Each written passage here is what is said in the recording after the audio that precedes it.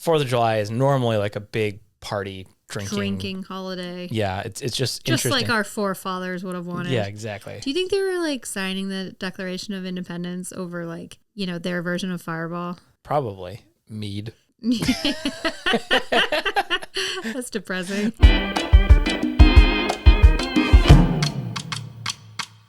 Welcome back to the CaPower Hour. I'm Loryn Powell. And I'm Shawn Casey. And we're the CaPows. Kapow! This is episode 6. Wow. We skipped a week. Are we acknowledging that? Oh, right. It was a holiday and I'm pregnant and tired. So 4th of July. That is like usually such a big holiday for us. Our first 4th of July together was 10 years ago. I know, it's wild. That's like right after we started dating. Like a month. A month or two in. And you came out in your like sleeveless denim vest, no shirt, and American flag leggings and a fanny pack. And a mustache. A mustache. Yeah. 4th of July is no joke. 4th of July has always been fun for me, but not in as ridiculous as you. Yeah, I think also that just had to do with where I lived and who I lived with. And so we had a bunch of bros living in a house at the beach, and 4th of July was just like our Super Bowl. It was our time to just go for it. I'm actually kind of surprised you didn't wear a mullet that first 4th of July with me. Yeah, mullets are hot. Mullets in the summer are hot. That's the main issue. The only reason. Yeah, normally I would. Not shame. No, just pure practical heat. Yeah. So we had a huge 4th of July party last year. Yeah. It was the first one we were able to really do and go all out for after COVID. And then I think a lot of our friends this year were maybe expecting us to have another party, which I'm fine with. I'm fine with being the people that you rely on to have a 4th of July party. Because we've set that precedent. Yeah. Like, we are the party people. We have a great house for it. We have a great backyard for it. It's Normally, the party people precedent. It's a precedent. This year, I was just like, there is no way I am hosting a 4th of July party for close to 100 people when I am sober. Mm-hmm. I can't leave.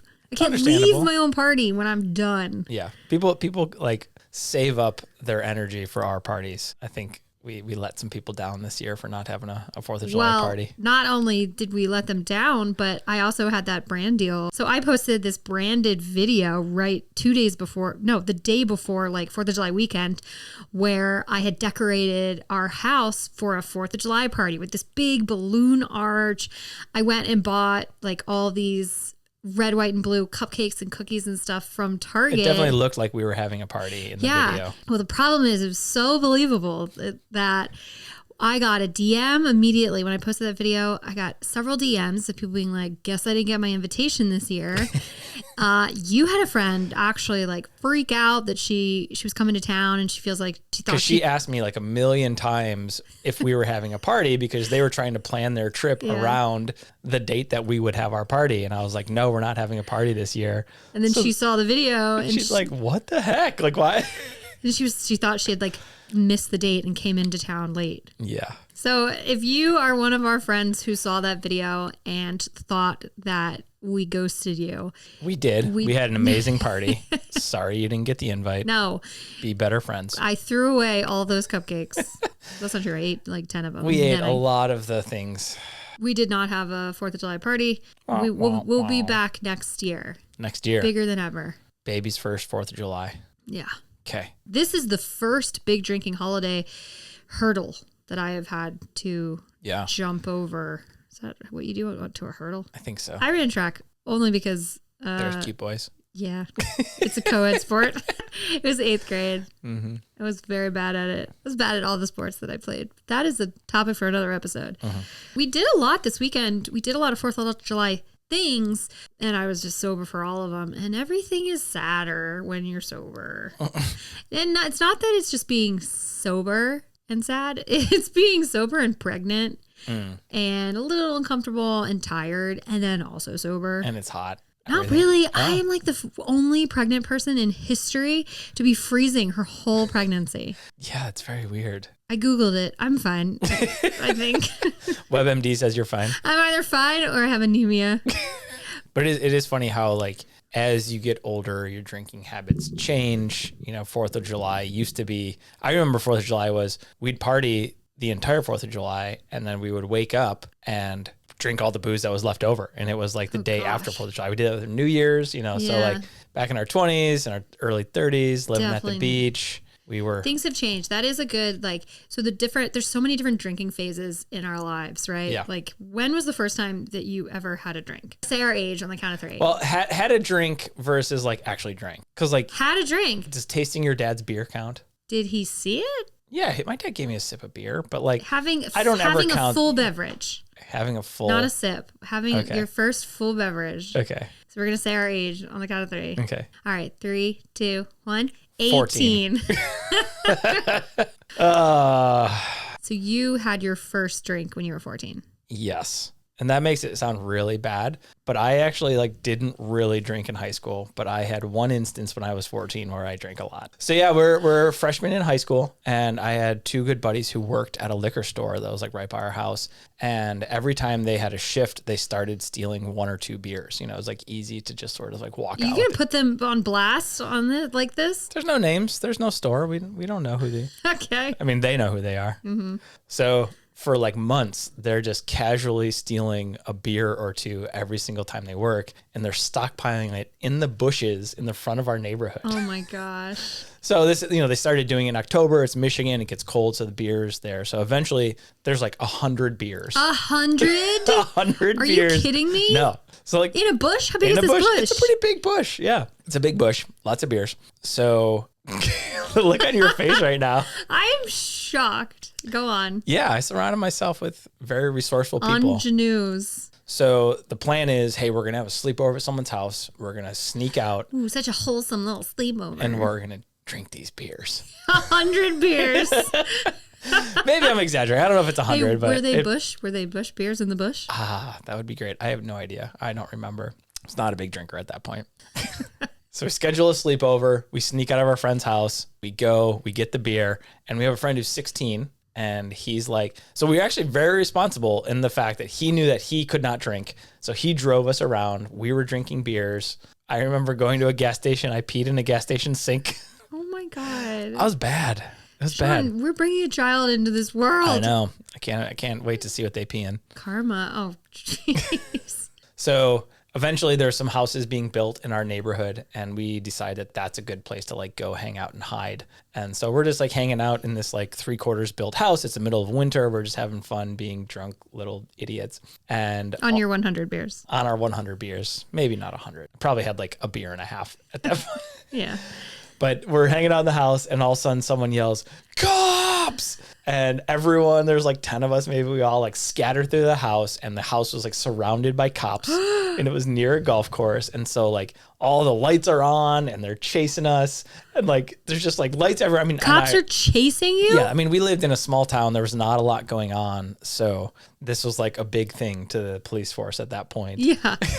So they chase us onto the golf course, and I hop over a fence, and all of a sudden there's like a spotlight, and they're like, "Freeze or release the dogs." How have I never heard this part of the story? Yeah, it was a key moment. And so like there's like 2 or 3 of us, and we like look at each other, and 2 of my buddies drop to the ground, and I'm like, "No, not me. Not me." So I turn. Not today. Not today, copper.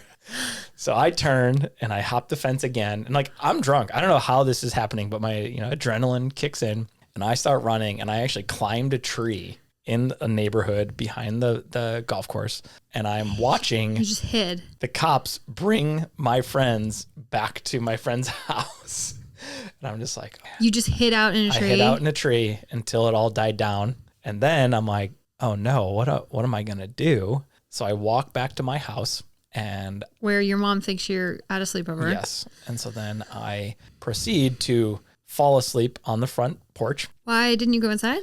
Because I was very afraid of going inside, and I didn't know what to do. So you just took a nap? Maybe like involuntary. I don't know. Okay. And so then eventually I get up the gumption to go inside, and I'm still pretty drunk at this point. And I say to my parents, I'm like, "I have something to tell you." And I'm like trying not to laugh. I'm like, "I don't think you're going to like it." And then I told them the whole story. My mom started crying, and my dad started laughing. Nice. And I was immediately grounded. And then you didn't drink again until college? Not really. So you said 18. Yeah. Which is a little bit more normal. I was such a rule follower in high school, which is hilarious because I also was simultaneously, I hated authority. I think like drinking was just like, I had a goal in high school and I knew I wanted to be an actress and like I wanted to win all the competitions that I was in and do all these things. And it was like partying wasn't a part of that. And on Saturdays, I was like competing in these speech and debate tournaments. I didn't have time for, like, I literally did not even have time to think about partying or drinking. And I would even go to some of these parties and just not drink. I think in the beginning, I was like terrified of drinking, of like, being hungover or just being out of control. And now I love being out of control. Baby, if you're listening. Best part of drinking is... Wait till you're 14 to have your first drink. Hey. First drink was in college, and it was like first week. It might have been like the week before classes, because I had pretty much decided like, okay, I'm in college. I'm gonna try drinking. I remember the first time I drank, I had read that like to track your drinks that you should write little tick marks on your hand. So I wanted to do that to make sure I didn't get out of control. And then I left like Advil and water next to my bed to like make sure that I didn't have a hangover. Wow. I was so responsible, or I was trying to be so responsible. I remember I had 4 drinks that night and I was blacked out. Like 4 drinks was all it took for me to like lose my memory, forget the Advil and the water. Like not that would have helped me. I was so hungover. And then back then though, when you're 18, like hangovers are just like you wake up, you have a headache, you eat a taco, and then you're good. You're good to go again. And then you drink for the next 4 years. I didn't believe in hangovers till like in my 30s. Till last year, yeah. So then after that. After that, I realized how fun it is. And I never stopped.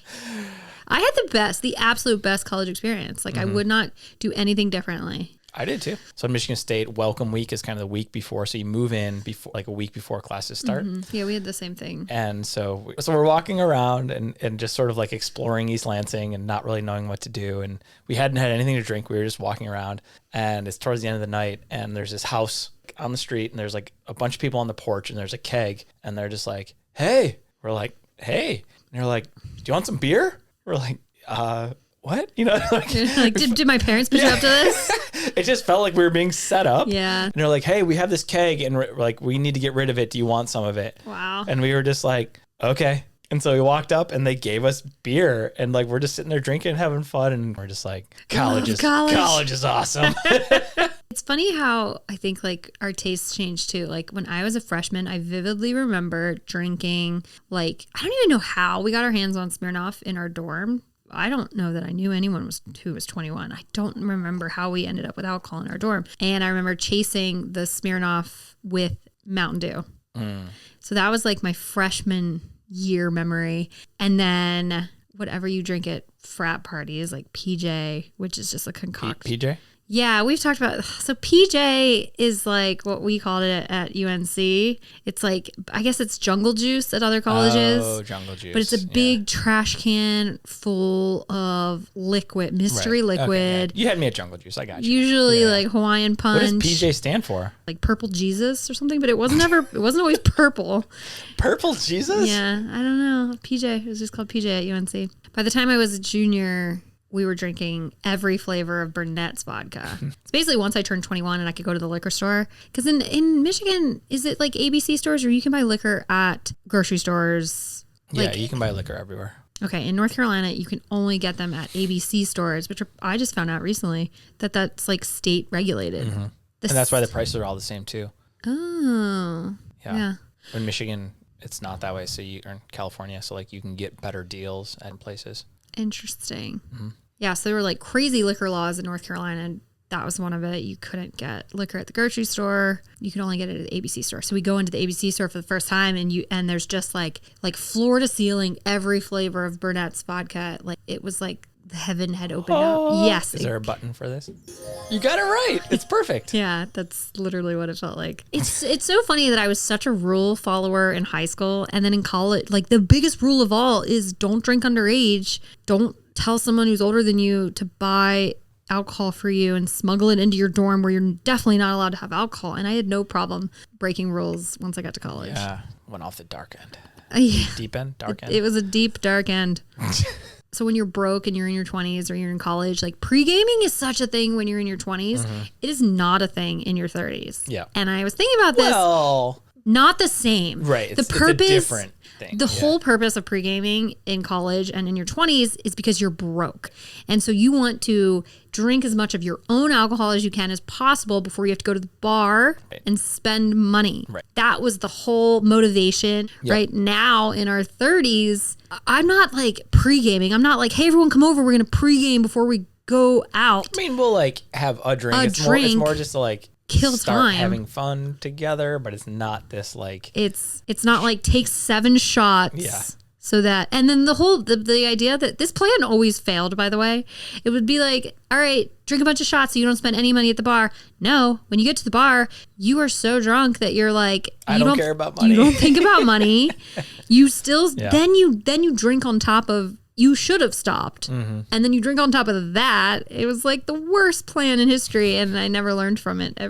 Just still did it. Every weekend. I remember at some point in my 30s, I went back to North Carolina, and I think we were back for Christmas. Do you remember this? We were in Chelsea's apartment, and she just so happened to have some flavored vodka in her freezer. I do remember this. And we pulled it out, and we took a couple shots before we went to dinner, and I got so drunk that night, and I had such a horrible hangover that it occurred to me that like, oh, those flavored shots are maybe not good for me. Like I get way too drunk. A decade later. And then way too hungover. Yeah. I also went through a gin phase. Oh. Which is weird because I hate gin now. Yeah. But in my 20s, this was me and Jess actually. So, okay. When I left, I graduated UNC miraculously on time. Don't know how. And 2 weeks or like a month later, I moved to LA. And then like a month later, I met this girl who was about to start her senior year at UCLA. And the crazy thing about their campus was the girls during the summer, you could rent a room at the frats at UCLA. What? So like the top floor, that's how I met Jess. Top floor of these frats was designated for girls who needed a room for the summer. That seems fun. Like... So fun. I'm so sad. So the frats got together and they're like, hey, how do we meet girls over the summer? Genius. Let's rent out the top floor to girls. Genius. I wish that I could have had that in college. It's amazing. UCLA, you're so smart. So basically, I had graduated UNC and I just pretended like I was starting my senior year at UCLA too. Yeah. We would drink gin and Diet Cherry 7-Up because it had antioxidants in it. It said it on the label.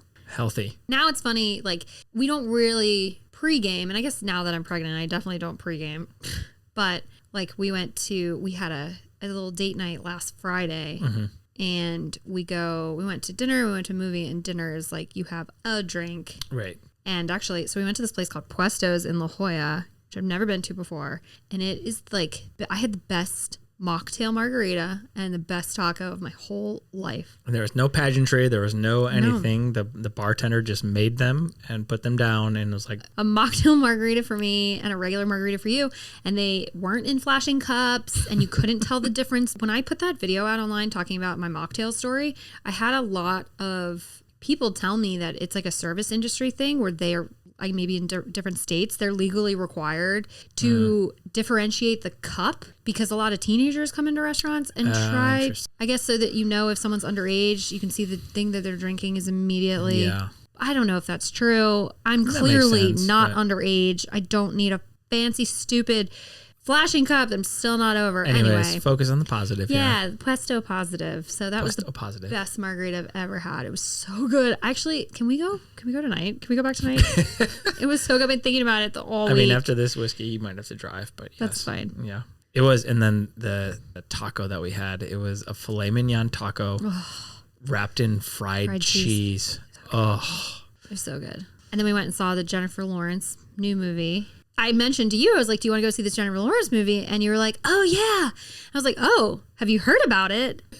And I was like, yeah. I mean, I heard that she does a full frontal nude scene.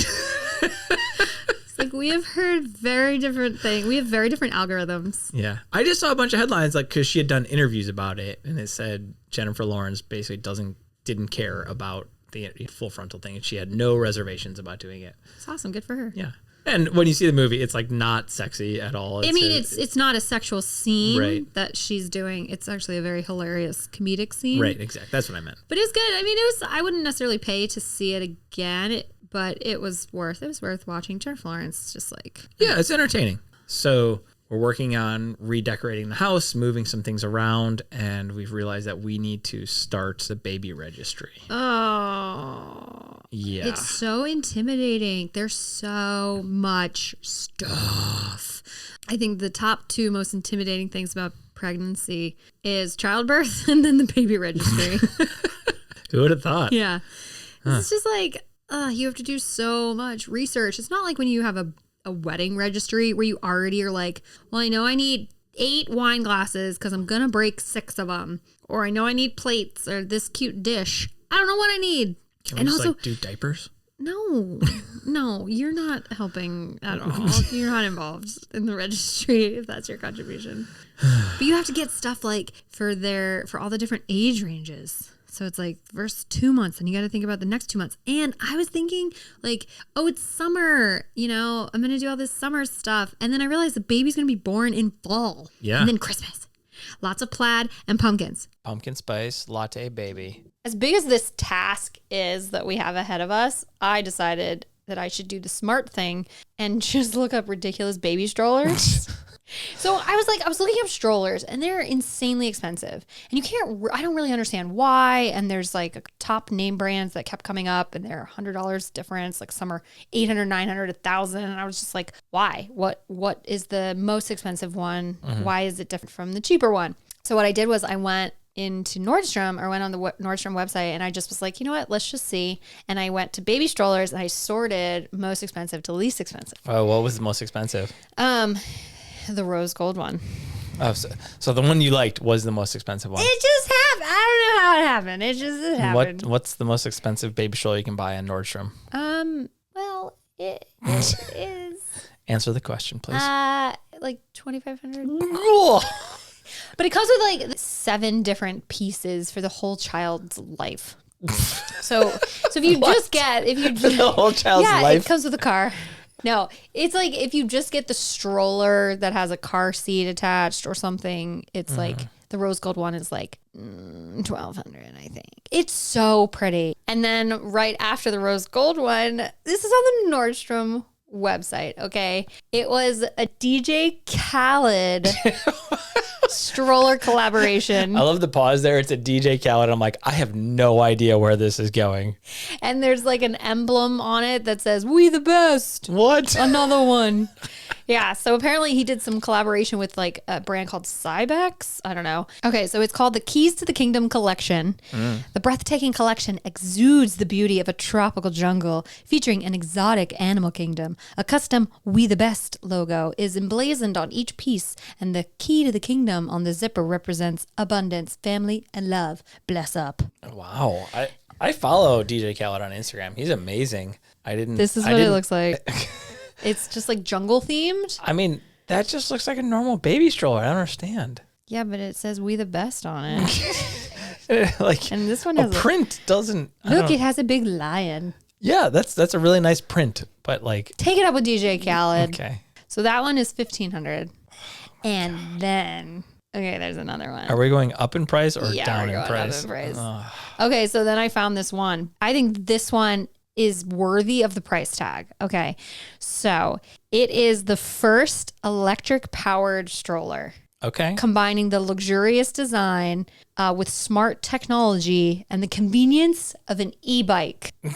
So you're just like sitting at home, like remote controlling the baby around the neighborhood? Kind of. So it's like, it says it has uphill and downhill support by smartly adapting to the surface. So it like helps you push. Is that something we need? I don't know, maybe. Are you incapable of like walking up a moderate hill? You push a watermelon out of your penis and then tell me if you can walk up a hill. Wow. It says, so you can also set it to rock back and forth automatically to gently soothe the child. While you're walking? Or like sitting at a restaurant. I don't know. You can enjoy a more comfortable journey by choosing between 2 support modes, Eco to save battery, or Tour for maximum power on hills or rough ground. Look at this thing. Look at this. Look at it. Look at it. Look at it. That's it? What? What do you mean it? I mean, it looks very cool, but I'm picturing it has gold rims, gold trim, and a gold wing. Anyway. So influenced by shiny things. Yes. And also electric, but it is $2,200. Unbelievable. But at least that one, I'm like, okay, it's a remote control stroller. I'm also just imagining all of the things that could go wrong with an electric stroller. Seriously. Does it just roll away? Just drives away? Going up, going down, like gets away from mom. Like, what is there one where it's like you jump on the back, like you do with a shopping cart, you know? Yeah, can it also push me around too? Yeah. I'll wrap it up by saying there's also a stroller called the Donkey 5. I have no idea what's coming next. There isn't anything other than that's what it's called, and it's a normal stroller. It's the Donkey 5 model. Donkey 5. Anyway. Huh. Oh, wait, the rose gold stroller comes with a paparazzi shield. Oh, super important. So it's like the sunroof that you put from normal boring strollers. Yeah. It's called a paparazzi shield.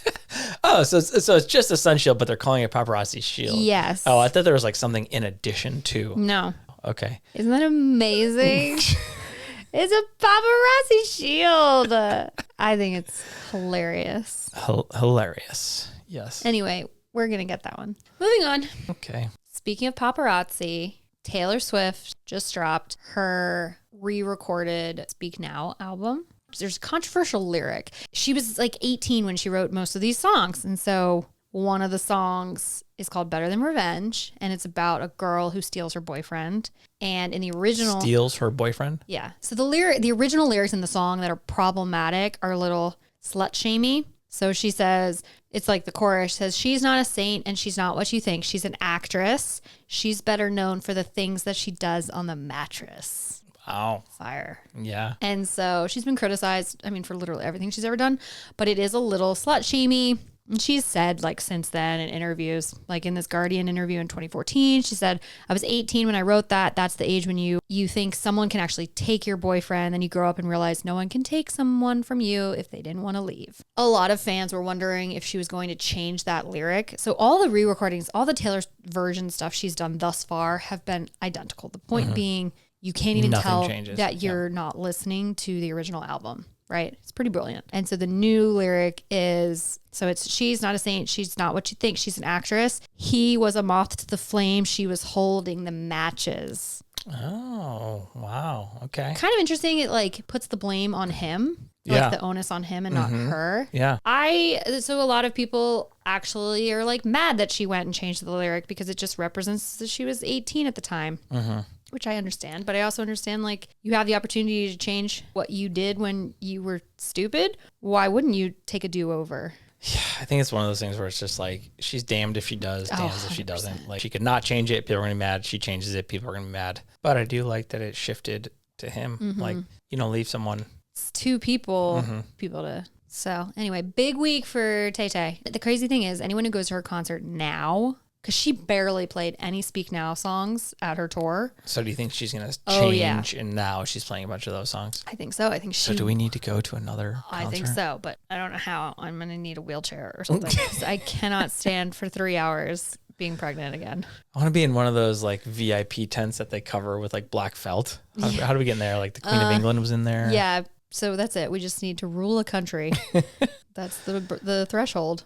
We're so close. So close. Okay, so speaking of Taylor Swift, there's this game that's going around. We saw it on TikTok where you have to rank 5 things without knowing what's coming next. Okay. Have you seen that? Yeah. Okay, so I thought we could do those with Taylor Swift albums. Okay. Oh, Are no. you nervous? Yeah. Oh, this is going to be so controversial. So 1 is the best, 5 is the worst? 1 is the best, 5 is the worst. Okay. I'm going to give you an album and you have to tell me where it is without knowing what album. My personal preference. Yep. Okay. I'm starting hard. Evermore. 5. Easy. Oh, okay. Yeah. I know that's controversial. Okay. It's coming off of Folklore. You just can't. Folklore's so good. Okay.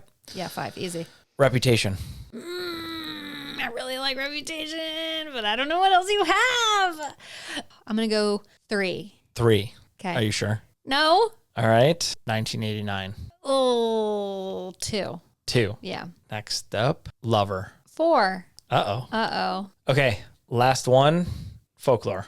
Ah, okay. Number 1. All right. Yeah, that was Folklore, 1989. Reputation, Lover, Evermore. That's pretty close. I do love Lover. Oh, that was hard, but at least I got Folklore. Okay. Okay, so for you, I'm going to do Michigan things. just broadly speaking, Michigan things. Oh, man. Okay, so first one. Okay. The Detroit Lions. I am a huge Detroit Lions fan. Okay. Like, I am a diehard Lions fan. Oh, I'm going to go 2. Okay. Buddy's Pizza. Detroit style pizza. I'm going to go 4. Wow. Okay. Yeah. Next, Detroit Tigers baseball team. I used to be a big Tigers fan, and they have just let me down repeatedly. Oh, because the Lions haven't? As those words are coming out of my mouth. I'm going to go 5. Okay. I'm just, the Tigers have annoyed me. Okay. Yeah. Verner's Ginger Ale. Crap.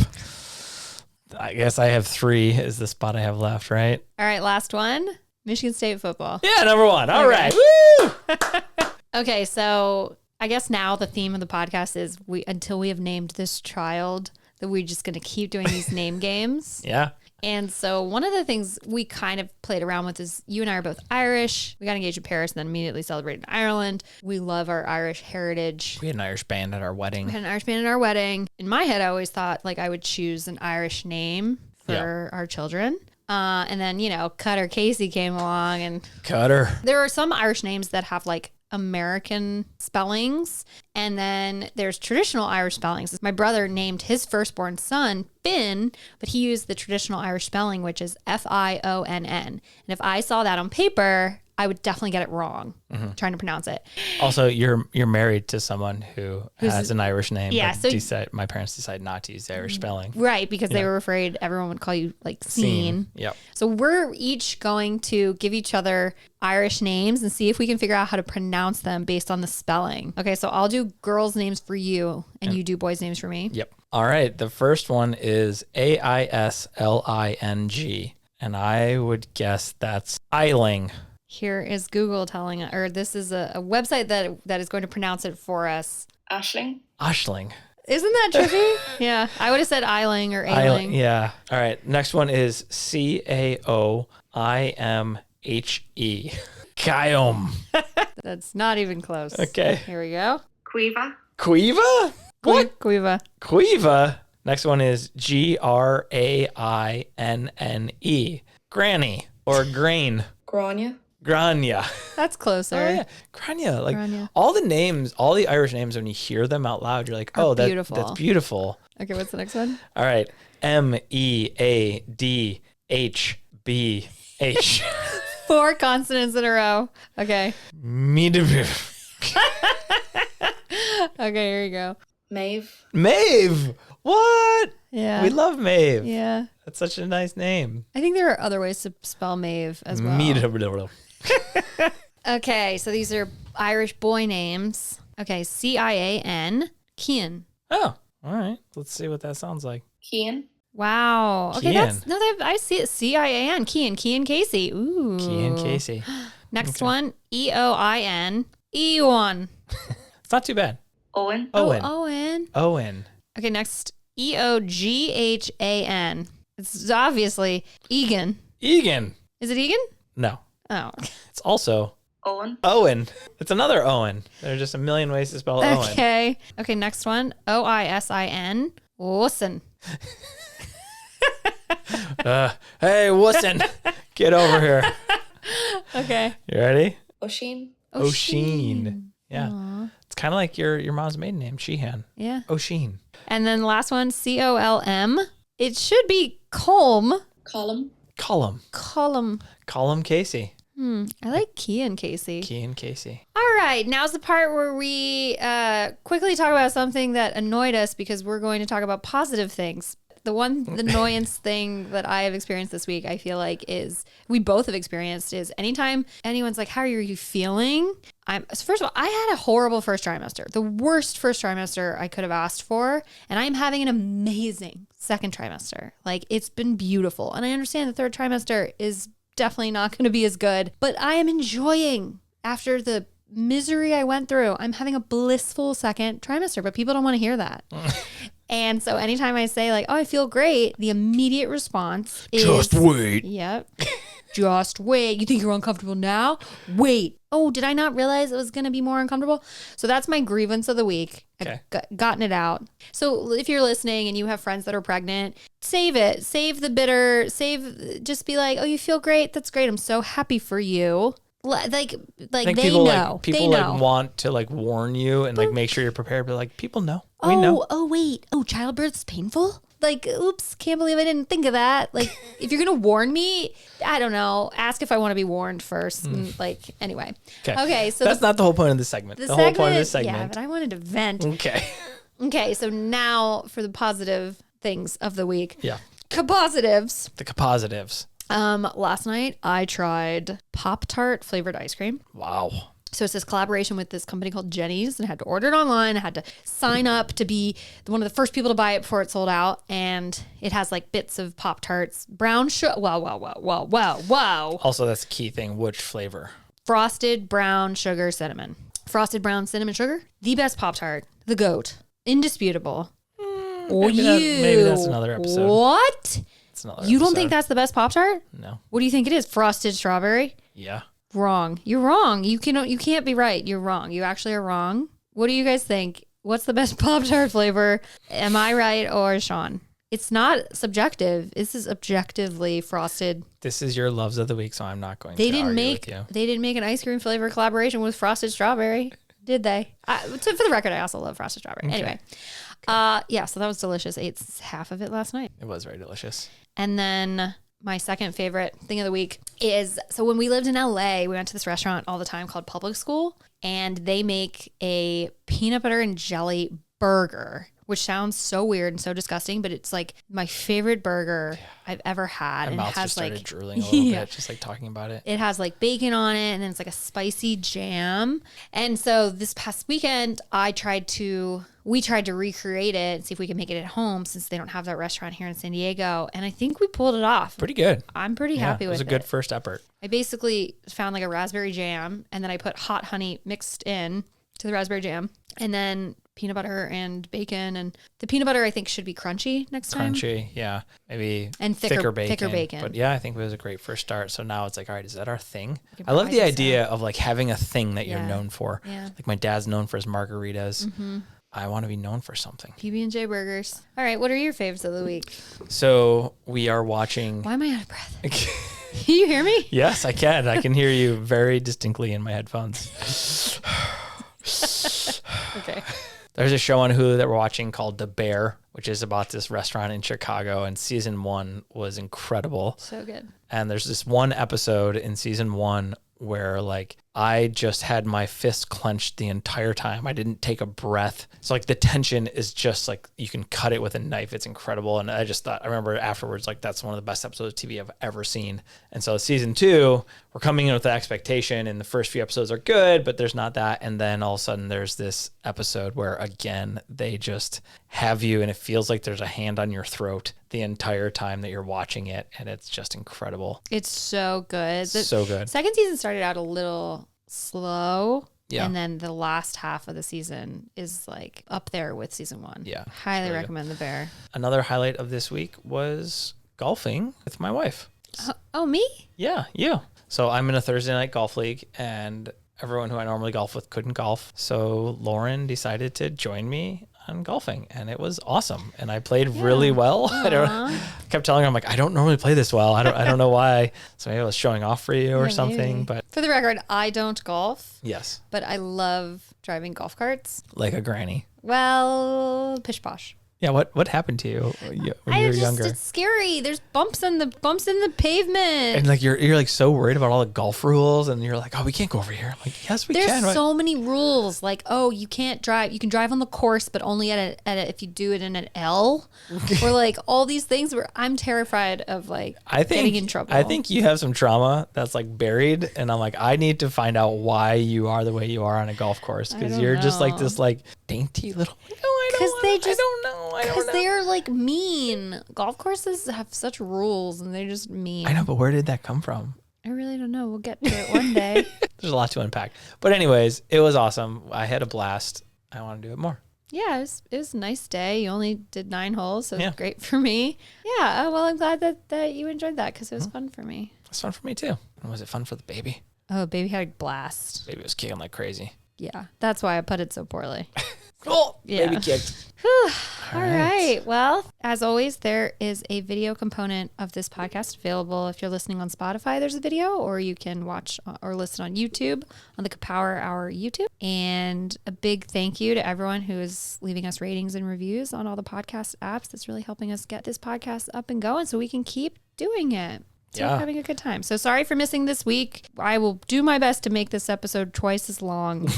Because I usually get in there and I just cut out like an hour worth of talking. It's usually all the stuff that I say. No. Maybe. All right. We're kapout. Kapout. Love you. I love you.